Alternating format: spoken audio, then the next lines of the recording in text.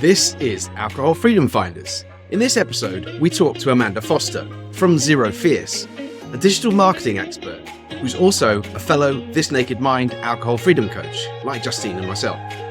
As you'll hear, Amanda is also an expert in grief and has written a fantastic book called Spirits and Sorrow that brilliantly and autobiographically takes our culture's understandable instinct to numb grief with alcohol and compares it to the alternative of facing grief alcohol-free and processing the pain and sorrow instead of trying to forget that it's there. Amanda has tried both approaches and is very clear on which one works best. She's so sweet and bubbly you'd think she'd led a charmed life, untouched by any kind of hardship, but that couldn't be further from the truth. I can't wait for you all to meet this gentle warrior. Hello everybody, I have the greatest pleasure today introducing Amanda Foster, who is a certified This Naked Mind coach, a friend of mine and Barry's, and also she is an author, which is super exciting. We're going to talk about that too. Hi Amanda, how are you? Hello, I'm good, thank you. Thank you for having me. Oh, it's great to see you, Amanda. Yeah, I mean, we saw each other in the summer, and since then your book's come out, which is amazing. I knew a bit about the story. It's an incredible book. So I'm dying for you to take us back there. It's a book, if I can sort of say in my words, that it's an autobiography, but it's also a book that will help people who have been through similar journeys of grief and loss and sorrow, and will hopefully sort of show them how you dealt with it to begin with and how you've learnt a new way of dealing with things. So yeah, tell us in your own words, what brought you to write the book and how would you sum it up? Yeah, of course. It's really all about my journey into alcohol and then back out again. I'm completely alcohol free. I'm really, really happy that way.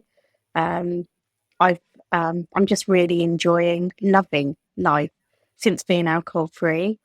But it wasn't always like that. A couple of decades ago, I lost my father quite young. I was quite young. I think I was 27.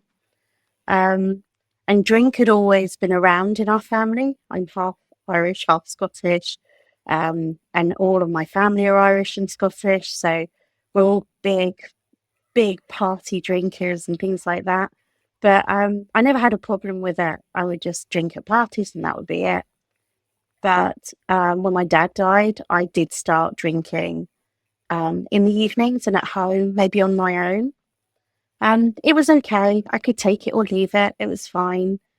But then later on, I lost my son, my eldest son, Daniel. He was 12 years old. And it was cancer. So we had a really super hard battle. He was so brave and beautiful. And he passed away. And I think the mixture of anger and just feeling life was so unfair afterwards, I decided to drown my sorrows, as many people do. Alcohol is not the right tool, but it is definitely the easiest tool to turn to when you're really grieving. So, yeah, I stayed there for quite a while until I found my way back out of alcohol. So the story's about that and how you can change your journey without alcohol through grief. That's such a huge story in itself, Amanda. So many people are going to resonate with that. But the loss and the suffering that you've gone through, tell us about how you managed to bring yourself out of, or maybe a little bit about how it got started. How did you know it started to get really bad? When did you know this has to change? Yeah, so initially you really don't know there's anything wrong. I was playing a lot of World of Warcraft. My friends were all drinking. We'd get absolutely hammered. There's no other word for it while we were gaming. And we'd all, there'd be 40 of us killing bosses online. And then I'd wake up sometimes on my keyboard. A lot of us would. So it was a big thing for that community and particularly for the guild that I ran, which I still run. But we had a really good laugh. It was fine and there was no problem. But then it started to be a problem when you had to, if you were waking up and you felt a bit rubbish, but then you felt rubbish all day. So initially it was fine and you can shrug it off. When you're young, you can shrug it off. As I got older, I found that the hangover would last longer, and perhaps my mental clarity wasn't great. Then perimenopause hit, and I started blaming all of my symptoms on that. And it was things like anxiety, crippling anxiety. I would get stressed really easy. I would start crying at work and things like that. I work in quite a demanding job. And so everything just started to collapse. And then later on, there was no big crash, but later on, sometimes I would wake up in my armchair where I blacked out. So it did slowly get worse and worse. There was no drama, but I knew it wasn't doing my health any good. So, were you aware, or when did you become aware that it was that the grief was related to the drinking, or the drinking was related to the grief? Was it something you were immediately aware? Oh, I'm drinking now to deal with it. With the signs of how it was or wasn't helping? So I think I didn't even think about it initially. It wasn't until I started on my path out of alcohol and I found something called 1 Year No Beer. And I started with them and I did a 28-day experiment.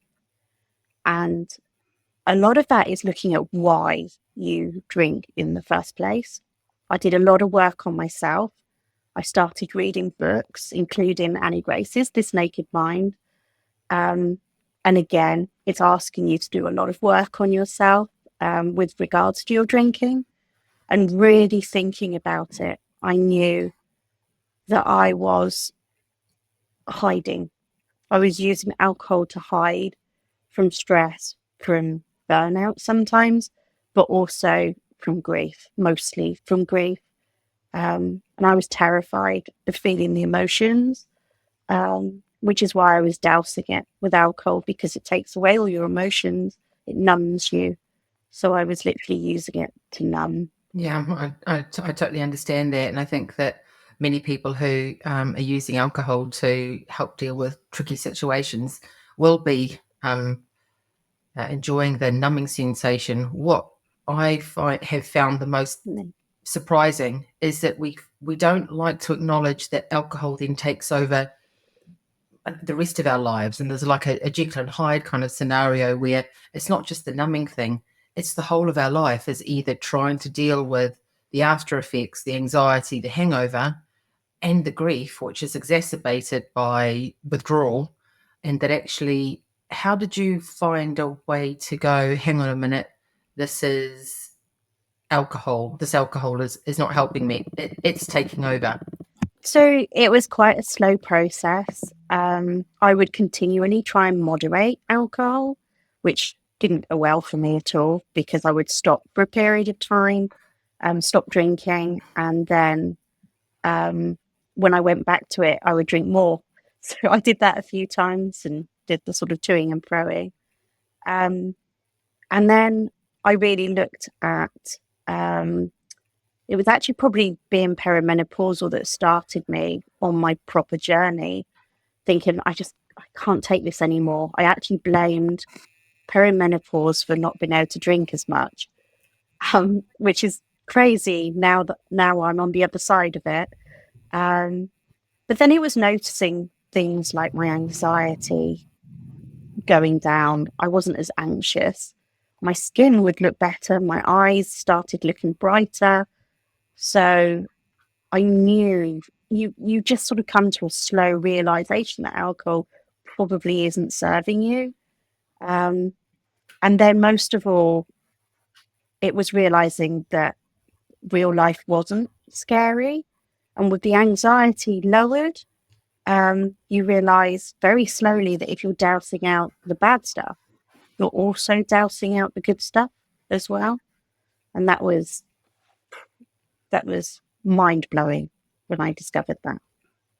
Yeah, that's so true. That's so true. And I think Yeah, that's the one of the things that I never appreciated, and you don't until you go through the process of stopping, or at least going a period without drinking. And I think it also takes a little bit of work to delve into why you're doing it, realize that it's not serving you, so that you can sort of relax your grip around it and see it with less importance. And then you can sort of start to appreciate other things, because you are looking better, you are feeling better. But if you keep sort of pining back for it, then you don't appreciate the sort of physical improvements. So But yeah, when you true. look back and you see, oh my gosh, it's like throwing a grenade into your brain chemistry. If you're looking to take back control of your drinking, why don't you join our Alcohol Freedom Finders 30-day group program? It's a great place to start because we approach it as an experiment rather than a challenge. Whereas, as well as getting a great detox, you learn the science and the psychology about why you're drunk in the first place. So whether you want to stop altogether or just become a more mindful and moderate drinker, why don't you give it a crack? Use the link in the show notes to sign up to our next Alcohol Freedom Finders 30-day program, and you won't regret it, because no one ever woke up in the morning and said, I wish I'd had more to drink last night, did they? Now, back to the episode. So what would you now like to say to people who find themselves in a situation where they're drinking away their sorrows and dealing with pain and grief by using alcohol, because that seems to be the only tool available? What have you learnt through your experience as an alternative way to approach things? I would advise anyone who is going through any sort of grief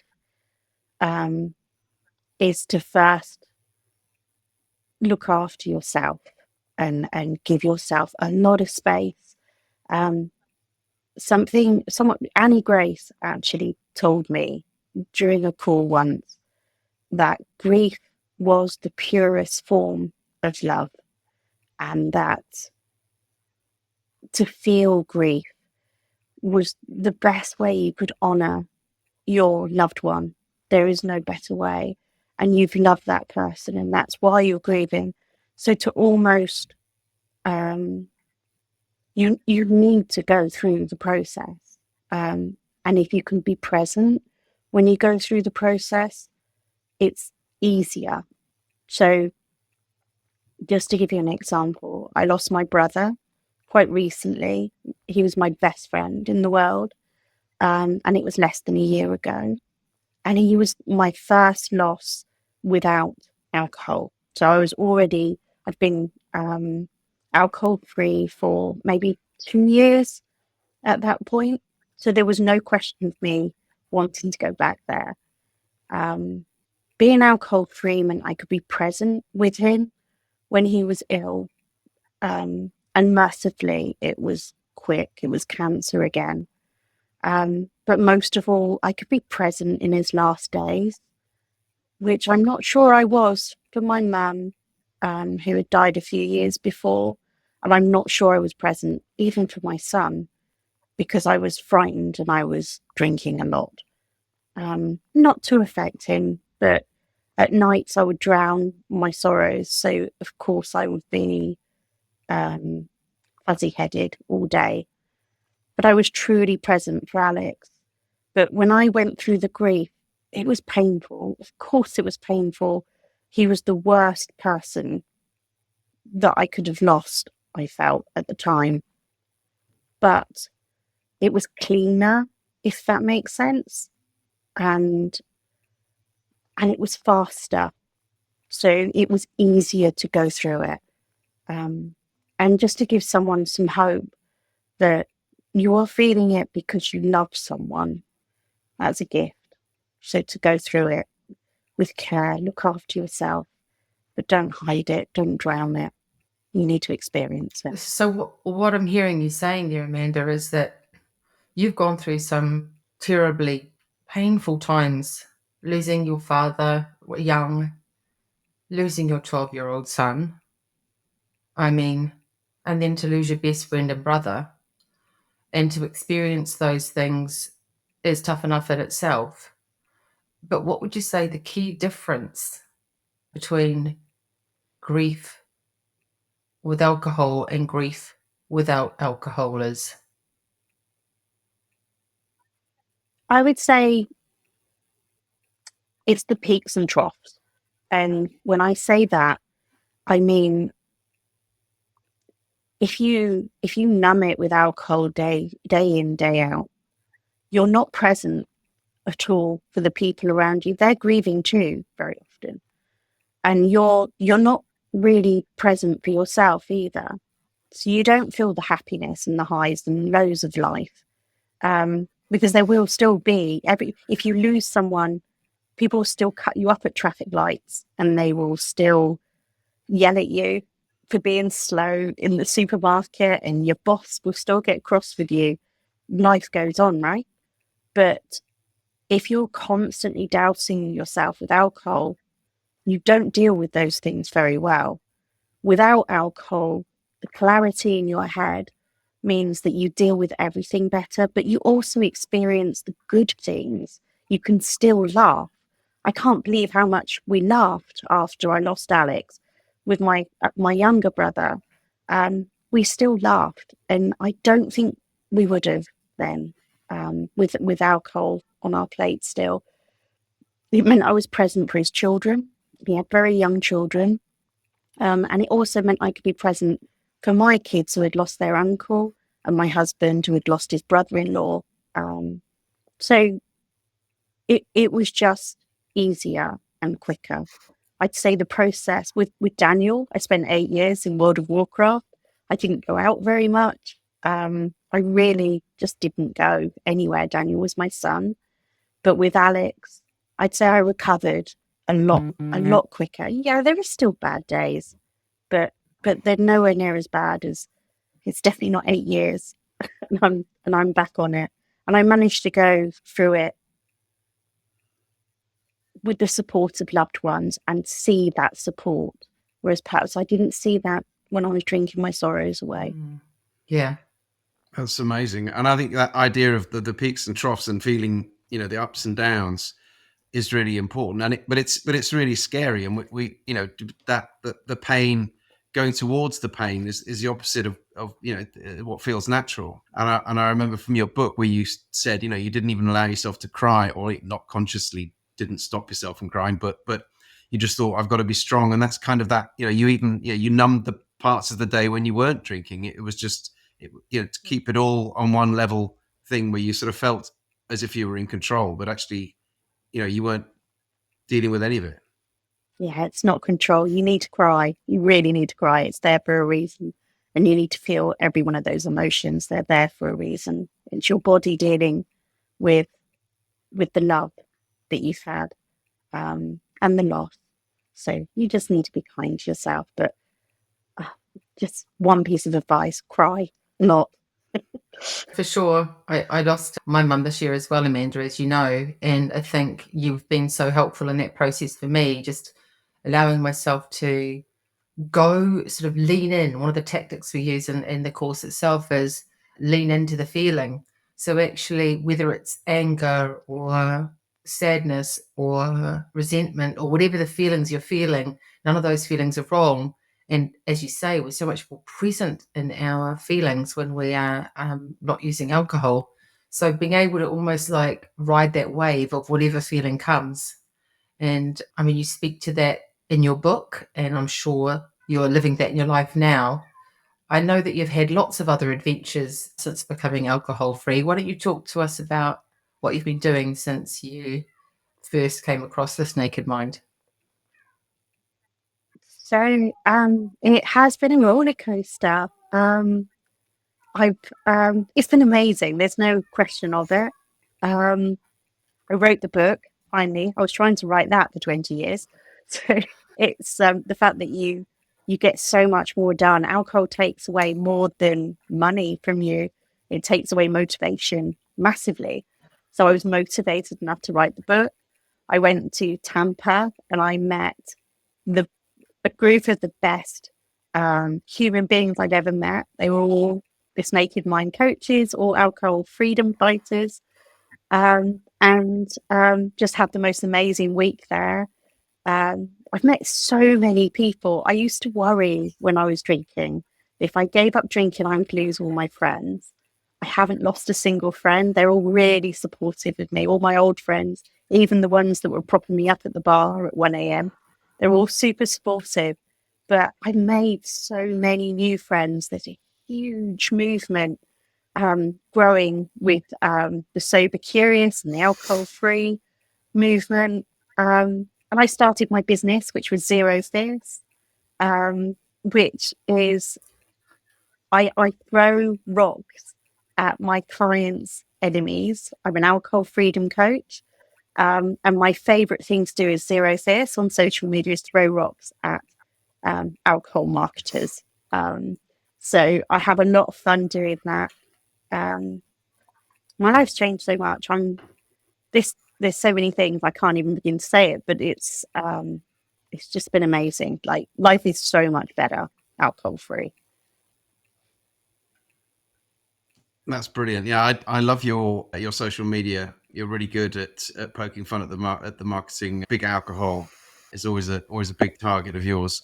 Amanda, the thing that we like to ask everybody at the end of our sessions is for them to tell us what the 3 words are that sum up their journey to and finding alcohol freedom. I would say not your fault. And the reason I would say that is because that was a real aha moment for me, is when I realized it wasn't on me. It was just the wrong tool, but it wasn't my fault that I got addicted to alcohol. It happens if you got to, like, if you're a human being, you will get addicted to alcohol. It wasn't my fault, and it's not your fault. That's perfect. And I think that's the real signature phrase from This Naked Mind, and where it kind of leaps away from other methodologies to understand the science behind why alcohol creates a Venus flytrap for us all. And actually, it isn't our fault. We all like to taste the honey. But once we realize that the honey is actually a poison, it becomes slowly less appealing over time. And I'm just so grateful that you're around, Amanda. You're a bubble of joy. You're a pleasure to be with. From the very beginning of meeting you in the course, you have been a light and a treasure, full of laughter and full of so much love, even though you were going through that time at a terrible time in your life. So I've got so much love and gratitude for what you're doing. And your book is going to help so many people. And we're really grateful to have you with us today and sharing your story. We've only scratched the surface, Amanda. Thank you so much. Yeah, no, it's amazing. Thanks so much, Amanda. Now tell everybody where they can find you and what sort of services you're offering. So you can go to my website. It's zerofierce.com. Zero because zero alcohol, and fierce because I'm still a warrior without it. And the service I offer is alcohol freedom coaching. There's no better job in the world than helping someone find the freedom that I found. There is no better job. It just brings me so much joy. So give me a shout. And my book is called Spirits and Sorrow. And you can find it on Amazon or Waterstones or Books Online. Hold it up, Amanda. Show us. I've only got the author copy here, but there you go. Spirits and Sorrow. Brilliant. And you can buy it in all popular bookshops. If you could hit me up with a follow on Amazon Author, that would be awesome. Thank you. Thanks so much. Thank you.